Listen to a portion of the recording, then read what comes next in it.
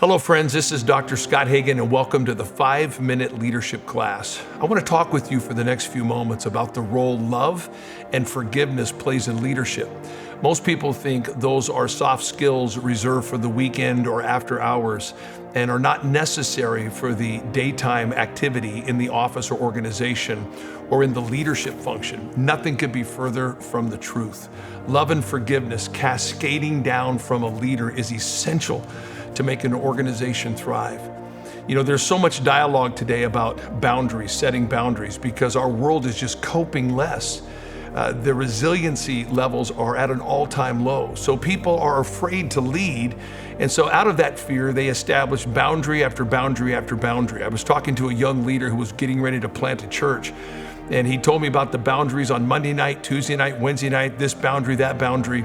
And I gently stopped that leader and said, that's all well and said, but there's no people. There's no boundary to set, because unless people are first touched by the boundless love in your heart for them, they will never respect your boundaries. Leaders have to lead with boundless love. And if we lead with boundless love for people, then they will respect boundaries. When I think about a framework for what leadership, executive leadership looks like when it comes to love, I think of the Good Samaritan. You know, history calls him good. The Bible calls him the Samaritan. But the Good Samaritan came upon the wounded and poured two things into the wound. First of all, there was wine that was poured into the wound. That wine, I'm certain, created pain. Why would you put pain into pain? Because sometimes that's what truth-telling and accountability looks like. Leaders have to be truth tellers. We have to hold people accountable ourselves. We have to look at the data, the facts, and it's painful. But then we don't just simply pour the wine into the wound to kill the bacteria. We have to pour oil into the wound, which is our ability to pour comfort and love into the wounded heart. It does no good to pour oil alone into wounds. That's not love. It does no good simply to pour wine into wounds. That's not love. But the balance of truth-telling and comfort is what love looks like in leadership. When I think about a forgiving leader, I think about the story in Matthew chapter 18 of the unjust steward who had been forgiven millions, had been forgiven much. And then he went out and he choked a guy over for pennies on the dollar.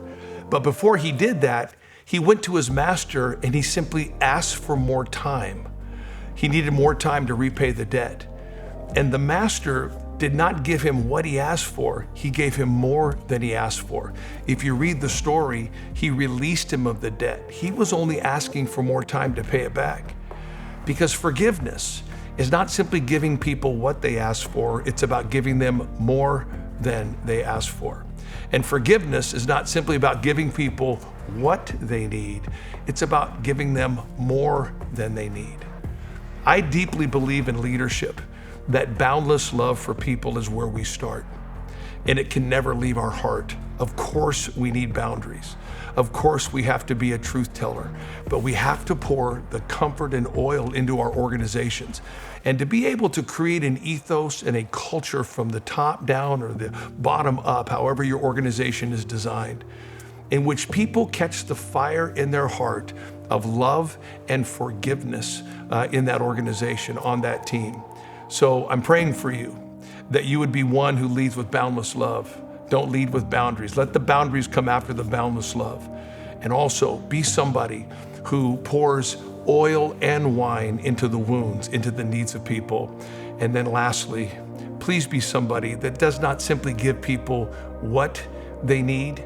You're somebody that gives them more than they need. Not simply what they ask for, but more than they ask for.